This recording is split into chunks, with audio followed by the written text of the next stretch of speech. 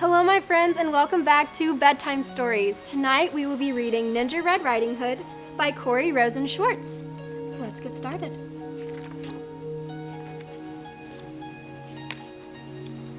Once upon a ninja-filled time, a wolf couldn't catch any prey.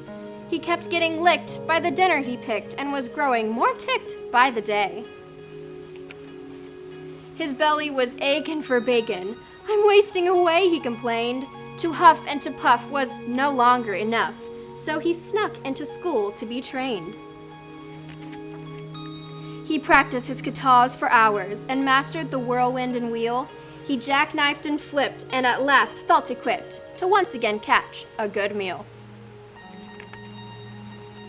Drooling with anticipation, he set off in search of some meat. While deep in the wood, he met Riding Hood. "I'm bringing my grandma a treat." The wolf licked his chops when he saw her and hastily thought up a plan. "There are blossoms that way. You can pick a bouquet to give your little old gran." Then the wolf took a shortcut to Grandma's, where he thought that he'd find her in bed. But Granny was gone, so he put her robe on and eagerly waited for Red.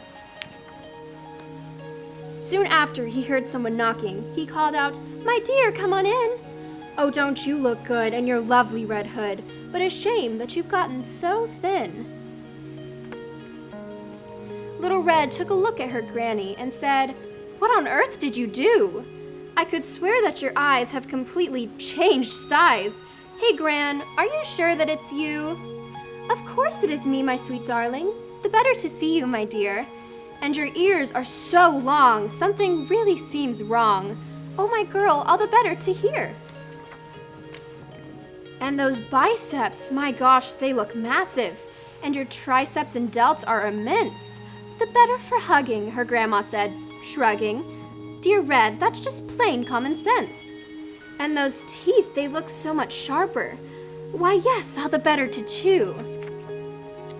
He jumped out of bed to gobble up Red, but she'd gone to ninja school too. She grappled and sideswiped and twisted and escaped from his clutches unscratched. She attempted a lock, but he managed to block. They appeared to be evenly matched. Just then, they both heard someone chopping. A woodsman, Red thought, but instead, it was Gran and her G. She'd just come from Tai Chi. Don't you dare harm a hair on her head. The wolf took a swing at that instant, but Red deftly dodged the attack. She got a good grip, threw him over her hip, and the wolf wound up flat on his back. "I'll skedaddle," the wolf said in anguish as he struggled back up to his feet. "Just a second, you beast. You will not be released till you promise to give up red meat." Though his tummy still rumbled with hunger, the wolf faced his rival and vowed, "Ninja Red, you have won. My meat days are done."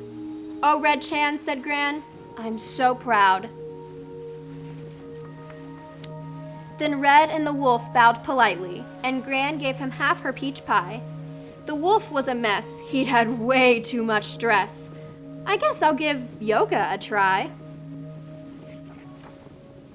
He enrolled at the Downward Dog Center, where his tension began to decrease. He studied with yogis, said no to meat hoagies, and felt at last truly at peace. Well, I think Little Red gave the wolf quite a scare. Join us next time for a fun story.